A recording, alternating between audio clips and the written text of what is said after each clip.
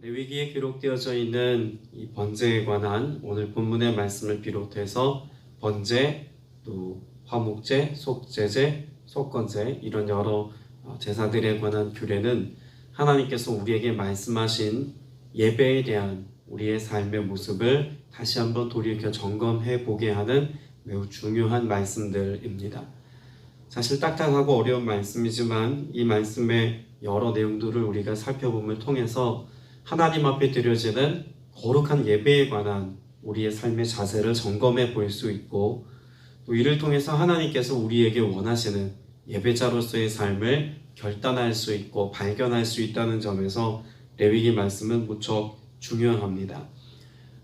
5가지 번제를 비롯한 뒤에 나와 있는 여러 말씀들, 소제, 화목제, 속제제, 속건제까지 제사들을 통해서 하나님께서 우리에게 교훈하시는 은혜들을 차례대로 우리가 함께 볼까 합니다. 오늘은 먼저 번제에 관한 말씀을 함께 나누려고 합니다. 번제라고 하는 것은 화제라고 기록되어져 있죠. 불로 드려지는 제사 의식입니다. 불로 태워서 드리는 제사인데 이 화제로서의 번제는 온전히 다 태웁니다. 물론 가죽을 벗겨내서 가죽은 태우지 않지만, 그러나 희생의 제물을 가지고 오면 그 모든 것들을 다 태워서 하나님 앞에 드려지는 것이죠.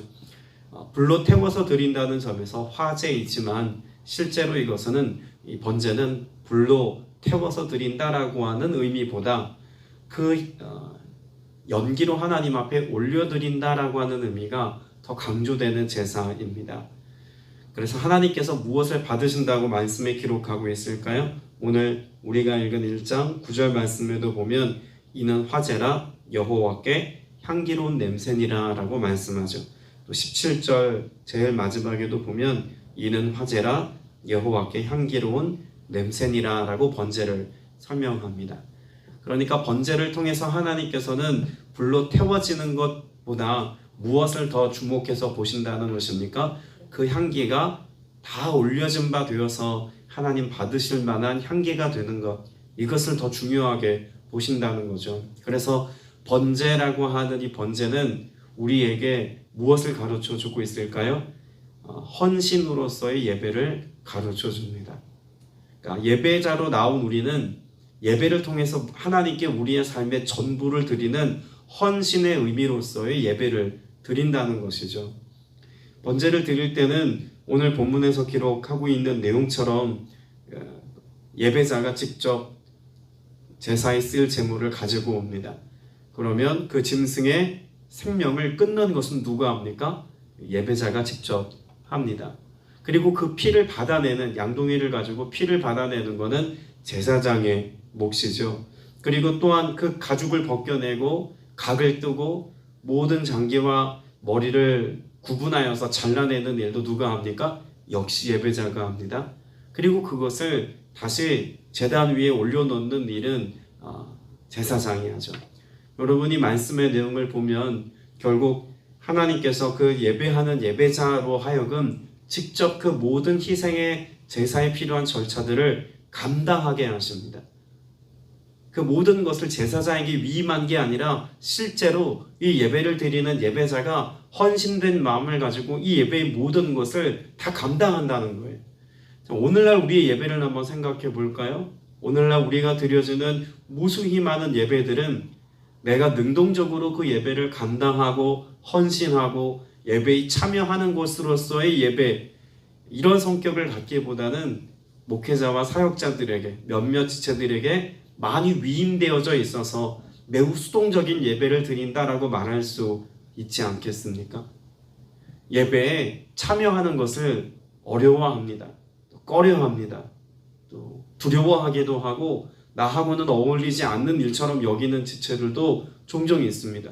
그런데 애초에 하나님 앞에 번제로 나와왔던 예배자들이 자신의 연약함과 한계를 인정하고 내가 드릴 그 제물을 직접 수고로이 다 감당하여서 하나님 앞에 희생의 제물로 드렸던 것을 생각해 본다면 우리의 예배도 수동적인 예배가 아니라 철저히 능동적으로 예배에 참여할 수 있는 그런 예배자의 모습 되어야 한다는 것을 발견할 수 있습니다.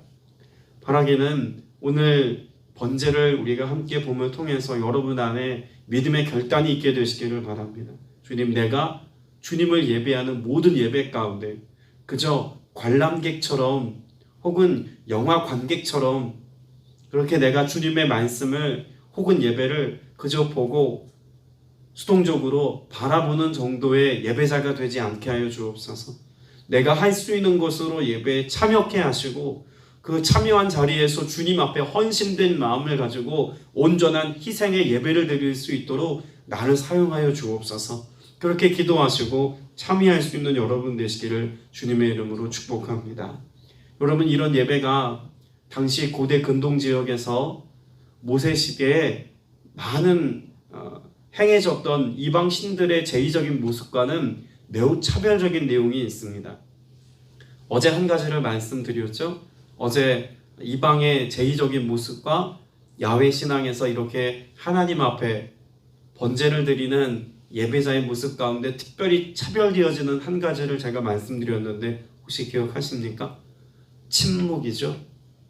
다른 이방의 신전에서 제사를 드렸던 많은 사람들은 매우 요란하고 시끄럽게 자신을 자해하면서 혹은 인신 제사까지 하면서 그렇게 요란스러운 제사의식을 지냈습니다. 그리고 부르짖죠. 자신들의 원하는 소리를 그렇게 마음껏 소리내고 요란한 그런 제의적인 행위를 보였습니다. 근데 하나님께서는 성막에서 이 모든 제의적인 모습을 실천할 때 어떻게 하라고 말씀하셨습니까? 모세조차도 아무 말하지 않았습니다. 그래서 침묵을 통해서 예배의 본질을 우리에게 가르쳐 주죠. 이방 신을 섬겼던 많은 사람들은 왜 그렇게 요란한 제의적인 모습을 보였을까요? 내가 원하는 것을 자신이 섬기는 신으로부터 받아내고자 하는 간절한 바람이 초점입니다. 그런데 야훼 신앙은 어디에 초점이 있습니까? 내가 원하는 것을 말하는 것보다 하나님이 그 하나님의 임재 가운데서 우리에게 말씀하시는 것을 듣는 게 초점입니다. 이게 먼저예요. 하나님께서 명령하시고 말씀하시는 것을 듣고 그 들은 바 하나님의 말씀대로 살고자 하는 우리의 신앙의 결단과 고백을 가지고 주님 앞에 나와 우리의 간구와 기도를 아뢰는 것이 우리 성경이 말씀하고 있는 기도와 또 신앙의 모습이라고 가르쳐주고 있는 것이죠. 또 한 가지 차별화된 특징이 있습니다. 당시 고대 근동 지역에서 드렸던 많은 이방신을 섬기는 제의적인 것을 기록하고 있는 우가릿 문서 혹은 다른 여러 자료들을 보면 음식들을 신전에다가 갖다가 놓고 진열합니다. 풍성하게 차려놓죠. 왜 신전 앞에다가 이런 풍성한 음식들을 가져다 놓았을까요? 내가 신이 원하는 그 모든 것들을 내가 먹이고 내가 채워주면 상대로 신이 내가 원하는 것을 채워줄 수 있을 것이다 라고 하는 기대가 있었다는 이야기입니다. 내 원함과 바람이 1차 목적이었다는 거예요. 이 침묵과도 같은 맥락의 이해함이죠. 그러면 하나님께서 번제를 비롯한 여러 제사를 드릴 때 그 제물을 어디에서 희생 제사로 드리도록 명령하셨을까요? 성막 안에서 이 모든 희생의 제사와 제물을 드리도록 명령하지 않았다는 것입니다. 반드시 어디에서 희생의 제물을 잡도록 되어져 있을까요? 성막 뜰입니다. 바깥에서 그 모든 희생의 제사를 다 드리고 성막 안에는 오로지 무엇만 가지고 나아갑니까? 피만 가지고 나아갑니다.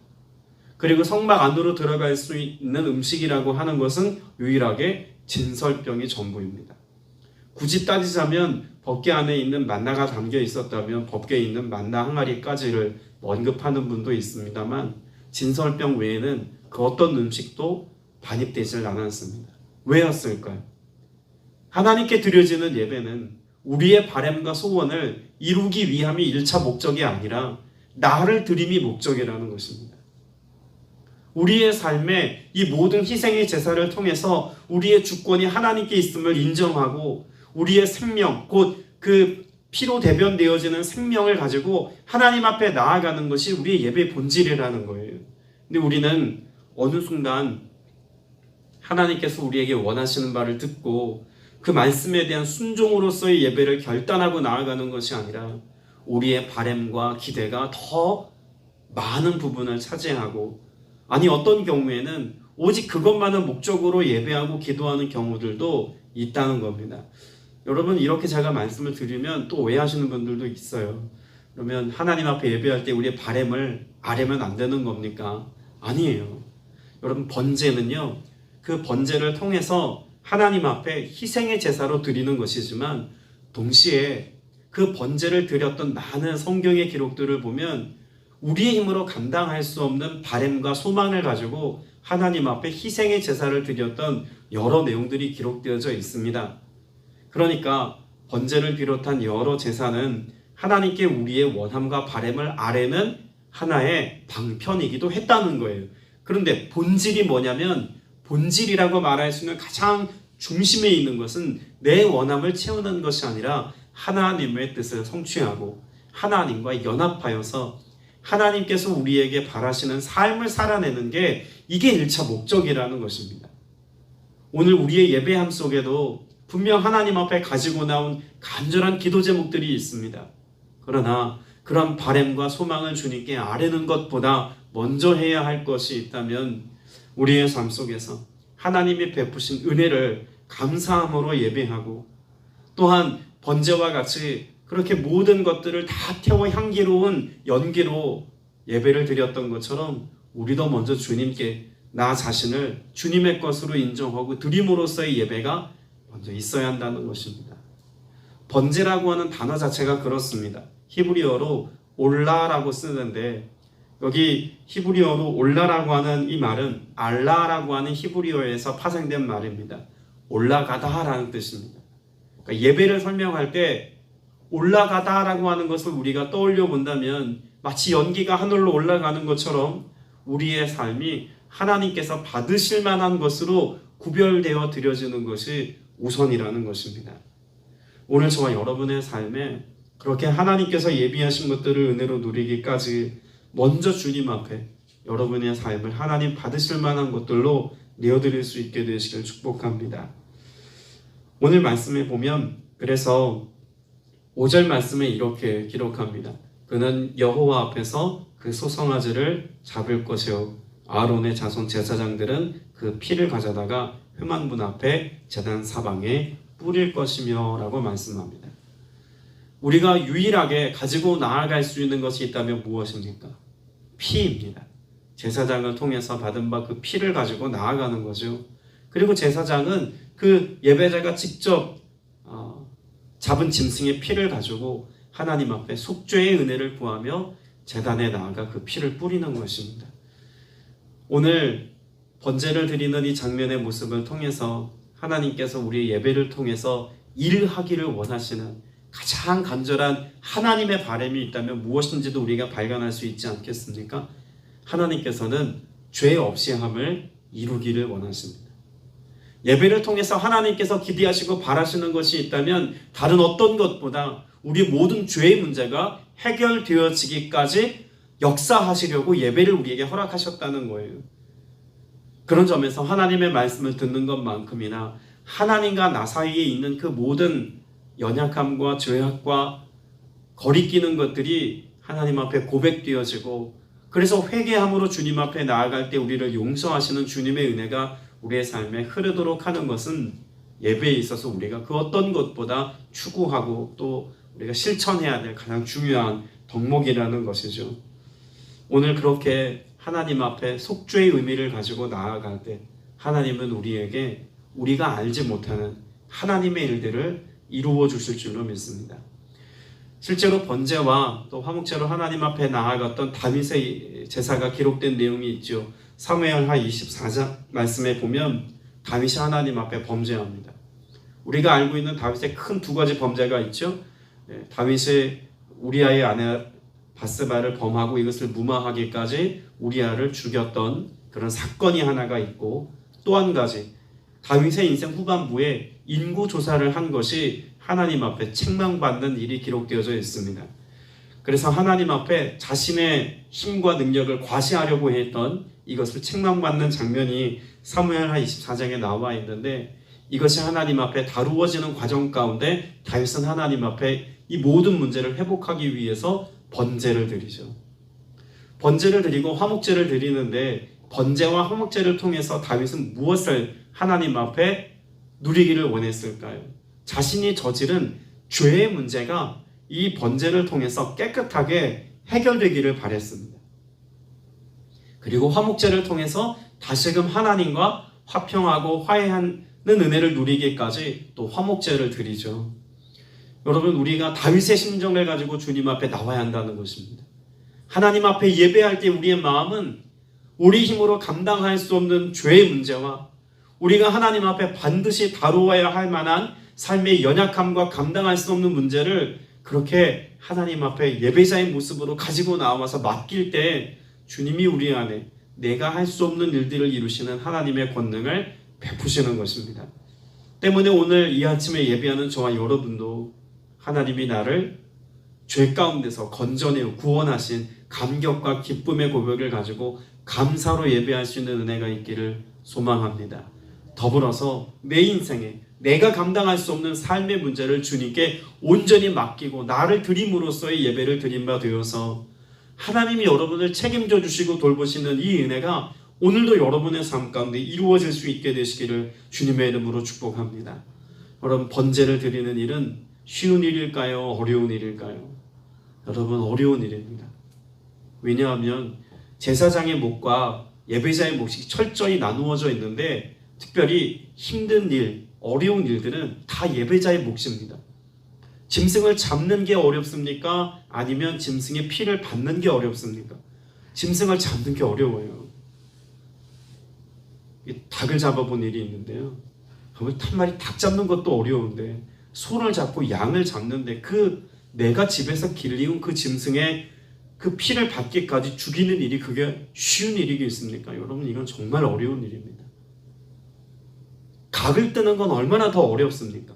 가죽을 일일이 다 벗겨내야 합니다. 그 수고로움이 누구의 몫입니까? 예배자의 몫이에요. 그걸 제단에 올려놓고 불로 태우는 역할을 하는 것이 제사장의 몫이지 각을 뜨고 가죽을 벗겨내고 하는 모든 것들은 다 예배자의 몫입니다. 그럼 그런 점에서 예배는 쉽지 않아요. 예배는 어렵습니다. 하나님 앞에 헌신됨으로 나오는 이 예배는 어쩌면 어렵고 힘든 과정일 수 있어요. 그런데 이 과정을 통해서 하나님이 우리에게 베푸시는 은혜는 무엇일까요? 새롭게 하심의 은혜가 있습니다. 여러분, 번제를 드릴 때 가죽을 벗겨내고 그리고 그 내장도 분리하여서 머리는 또 잘라내고 그렇게 각을 떠서 드립니다. 여러분, 이것을 영적인 의미로 이렇게 이해하고 설명하시는 분도 있습니다. 가죽은 무엇 때문에 불로 태우지 않았을까? 일단 가죽은 함께 태우면 역한 냄새가 납니다. 그래서 가죽을 벗겨내는 거예요. 그 가죽은 무엇을 의미하냐면 우리의 겉사람입니다. 육체를 따라 살아가는 우리의 겉사람. 여러분, 이건 하나님이 받으실 만한 것으로 애초에 드릴 수 없다는 거예요. 이건 벗겨내고 버릴 겁니다. 그럼 무엇을 드리는 것입니까? 그 속의 것을 드리는 거예요. 우리 마음을 주님 앞에 온전히 내어드림과 같이 겉사람은 육체의 것들은 다 내어버리고 새롭게 된 우리의 마음, 그런 새롭게 된 주님을 향한 전심의 마음을 그렇게 하나님 앞에 향기로운 예물로 올려드리는 것처럼 그렇게 주님께 우리의 삶을 드려야 한다고 설명하기도 합니다. 여러분, 번제를 통해서 주님이 우리에게 받기를 원하시는 것은 겉이라와 겉모습이 아니라는 것을 알 수가 있습니다. 무엇을 받기 원하실까요? 하나님은 우리의 온전한 중심을 받기 원하십니다. 여러분, 이스라엘 백성들이 이 레위기에 기록되어 있는 번제를 한두 번 드렸을까요? 이스라엘 역사 속에서 무수히 많은 번제를 드리지 않았겠습니까? 그런데 그 번제를 하나님께서 받으시고 또 받으시고 또 받으시면서 뭐라고 말씀하고 있냐면 이사야 말씀을 찾으면서 말씀을 맺을 텐데요. 이사야 1장 말씀을 보겠습니다. 구약 성경 967면에 있습니다. 이사야 1장 11절부터 14절까지 말씀입니다. 이사야 1장 11절부터 14절까지 말씀 같이 했습니다. 여호와께서 말씀하시되 너희의 무수한 재물이 내게 무엇이 유익하뇨? 나는 순양의 번제와 살찐 짐승의 기름에 배불렀고 나는 수송아지나 어린 양이나 순염소의 피를 기뻐하지 아니하노라. 너희가 내 앞에 보이러 오니 이것을 누가 너희에게 요구하였느냐? 내 마당만 밟을 뿐이니라. 헛된 재물을 다시 가져오지 말라. 분향은 내가 가증히 여기는 바요. 월삭과 안식일과 대회로 모이는 것도 그러하니 성회와 아울러 악을 행하는 것을 내가 견디지 못하겠노라. 내 마음이 너희의 월삭과 정한 절기를 싫어하나니 그것이 내게 무거운 짐이라 내가 지기에 곤비하였느니라. 여러분, 이스라엘 백성들이 그 수많은 번제를 드렸습니다. 수많은 예배를 드렸고 수많은 희생의 제사를 드렸는데 그럼에도 불구하고 이스라엘 백성들은 패망합니다. 그 패망한 이스라엘 백성들의 삶의 역사를 우리가 평가하면서 가장 많이 언급되는 게 무엇일까요? 우상숭배입니다. 그 우상숭배함을 통해서 하나님 이스라엘 백성들을 책망하셨고 그 중심에는 솔로몬이라고 하는 인물이 있죠. 하나님 앞에 1000번제를 드렸던 솔로몬, 그가 이방 여인들과 정략 결혼을 하면서 이방신을 섬겼던 것을 하나님이 악하게 보시고 나라를 분열케 하셨고 이것을 통해서 이스라엘이 패망의 길로 치닫게 되었다고 해석하기도 합니다. 여러분, 우상숭배보다 더 하나님이 악함으로 보셨던 것이 있습니다. 무엇일까요? 헛된 제사입니다. 우상숭배라고 하는 것도 결국 무엇 때문에 이런 벌어진 일일까요? 그들의 예배가 헛된 예배였다는 것입니다. 가증한 제사였다는 거예요. 하나님을 향한 중심도 없고 하나님을 향한 경외심도 없이 그저 마당만 밟을 뿐이니라 뭐 했다는 이야기입니까? 형식적인 제사만 있었다는 거예요. 그걸 하나님이 어떻게 말씀하십니까? 내가 그 헛된 제물에 배불렀다. 충분하다는 이야기입니다. 형식적인 가증한 것들로 나를 눈속임하려고 하지 말라고 말씀하고 계신 것 아닙니까? 하나님이 그 악을 행하는 것을 견디지 못하겠다고 말씀합니다. 여러분, 한국교회 안에 얼마나 많은 예배가 드려지고 있습니까? 성복순복음 교회만 하더라도 새벽 예배도 2번씩 드리고 주중 예배, 주일 예배까지 하나님 앞에 무수히 많은 예배가 드려지고 있습니다. 근데 그 무수히 많은 예배를 하나님이 보실 때 받으실 만한 향기로운 예배라고 말씀하시는지, 아니면 내가 가증스럽다, 내가 너희의 예배에 배불렀고 악을 행하는 이것을 내가 견디지 못하겠다라고 하나님이 말씀하실지 우리 예배자됨을 다시 한번 돌이켜보고 점검해 봐야 하지 않겠습니까? 바라기는 여러분의 예배가 하나님께서 온전히 받으시는 예배가 되어지기까지 전심으로 여러분이 능동적으로 참여하는, 온전히 여러분의 삶을 헌신하여 내어드릴 수 있는 순전한 향기와 같은 예배가 되어서 주님이 여러분의 예배를 기쁘게 받으시는 은혜가 있게 되시기를 주님의 이름으로 소망하고 축복합니다. 기도드리겠습니다. 은혜가 풍성하신 아버지 하나님, 주님 앞에 드려지는 오늘의 예배를 비롯하여서 우리의 모든 예배가 주님 받으실 만한 거룩하고 구별되고 아름다운 향기이기를 간절히 소망합니다. 우리의 전심을, 또 우리의 중심을 드리기를 원합니다. 우리의 육체의 것들을 벗어던지는 각을 뜸과 같은 철저한 회개와 탄식이 우리 안에 있게 하여 주시옵고, 그 안에 우리의 삶을 주님께 드릴 때에 향기로운 예물과 같이, 그 제물과 같이 우리의 삶이 주님께서 받으실 만한 것 되게 하여 주옵소서. 주님께 온전히 드려지는 그 모든 예배마다 주님께서 베푸시는 은혜가 있기를 원합니다. 우리가 감당하기 어려운 삶의 모든 문제를 다 주님께 내어드리며 도우심을 구하며 감사로 그 행하실 일들을 믿고 예배드릴 때 그 행하신 일들을 나타내 주실 줄로 믿사오니 우리의 죄를 맑게 씻기실 뿐만 아니라 모든 세상에서의 삶을 감당할 만한 힘과 능력 더하여 주옵소서. 주께서 우리의 간구에 응답하시고 내도하실 것을 믿사옵고 예수님의 이름으로 기도드렸사옵나이다. 아멘.